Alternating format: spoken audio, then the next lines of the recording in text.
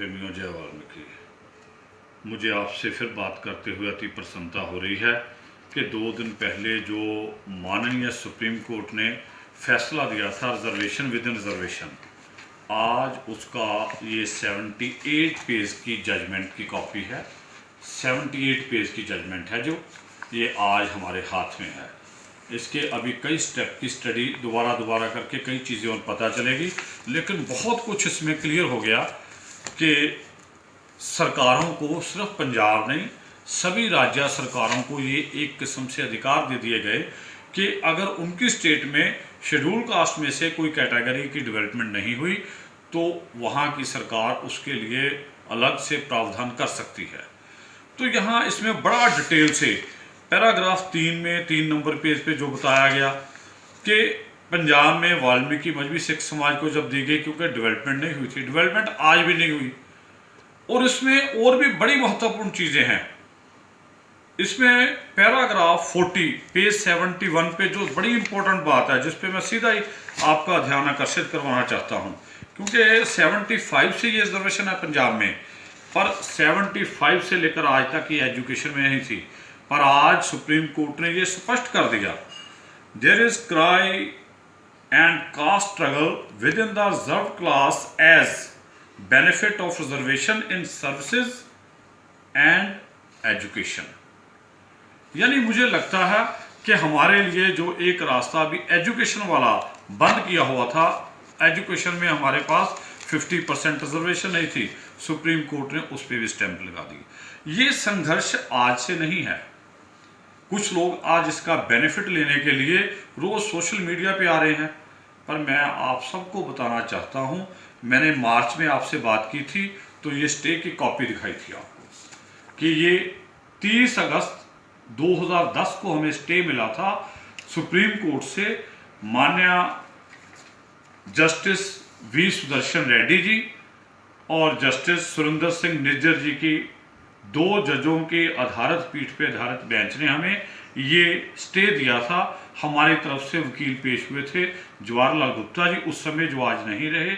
आज उनके बेटे नितेश गुप्ता जी हमारे केस को देख रहे हैं, और सरदार प्रकाश सिंह बादल जी ने हमें पंजाब सरकार की तरफ से दुनिया के नामी वकील नगेश्वर राव जी, हरीश साल्वे जी, वो करवा के दिए थे, जो अदालत में हमारी तरफ से पंजाब सरकार की तरफ से पेश होके जिन्होंने स्टे दिलवाया था। पंजाब सरकार पार्टी थी इसमें, क्योंकि हमने सरदार प्रकाश सिंह बादल जी को रिक्वेस्ट की थी कि हमारी हालत बहुत दयनीय है, अगर ये रिजर्वेशन ख़त्म हो जाएगी तो हमारे बच्चों की प्रगति के सारे रास्ते बंद हो जाएंगे। उन्होंने हमारे दुखों को, तकलीफ़ों को बड़ी नज़दीकी से समझा और उन्होंने पंजाब सरकार को सुप्रीम कोर्ट में पार्टी बनाया। और उसके बाद परम आदरणीय आदि धर्मगुरु दर्शनतन रावण जी ने हमें निर्देश दिया कि आप आदि धर्म समाज को भी पार्टी बनाइए, क्योंकि कल को अगर पंजाब में सरकार बदल जाएगी तो फिर हमारी पैरवी नहीं होगी। क्योंकि आज तक वाल्मीकि मजहबी रिजर्वेशन पे जब जब भी प्रॉब्लम आती है वो कांग्रेस के राज में आती है, वो 2006 में आई हो या अब आई हो। तो हम भी पार्टी हैं, आदि धर्म समाज पार्टी है, और पंजाब सरकार सरदार प्रकाश सिंह बादल जी के कारण पार्टी है।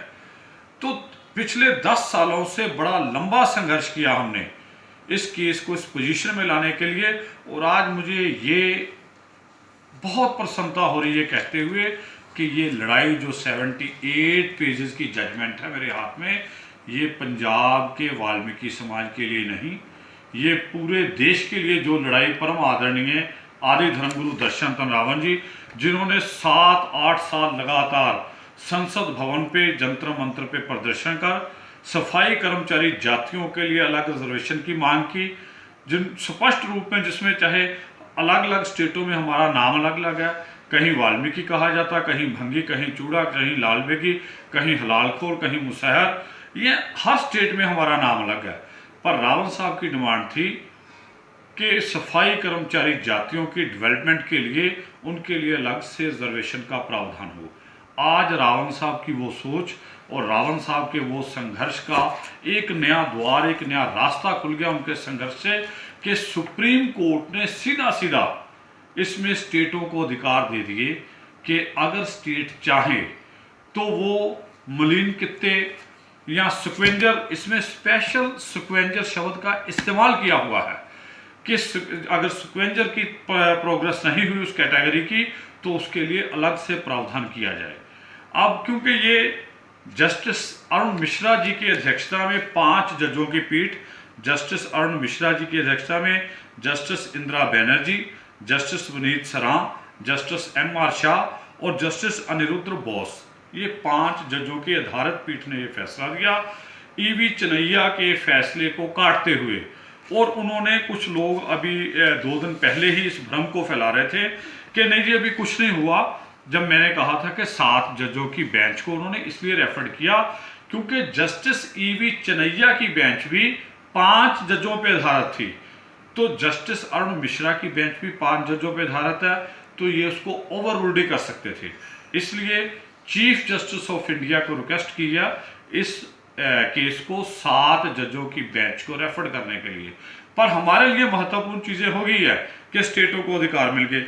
ये जो 7 जजों की बेंच, जो जिन लोगों को अभी इसमें पता नहीं था, है ना, ज्ञान नहीं था या मान नहीं रहे थे, ये पेज नंबर 70 जो इसका जजमेंट का है, इसमें आप ये जो we endorse the opinion of a bench of 3 judges that E.V. Chennaiya is required to the reserved by the large bench, more so in view of further development and the amendment of the constitution which have taken place.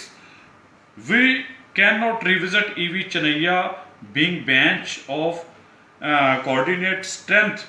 We request the Honorable Chief Justice to place the matters before the bench comprising of 7 judges or more as considered appropriate. ये बड़ा स्पष्ट इसमें कहा और मुझे लगता है कि हमारे लिए इससे बढ़िया, इससे अच्छा फैसला कुछ हो ही नहीं सकता था।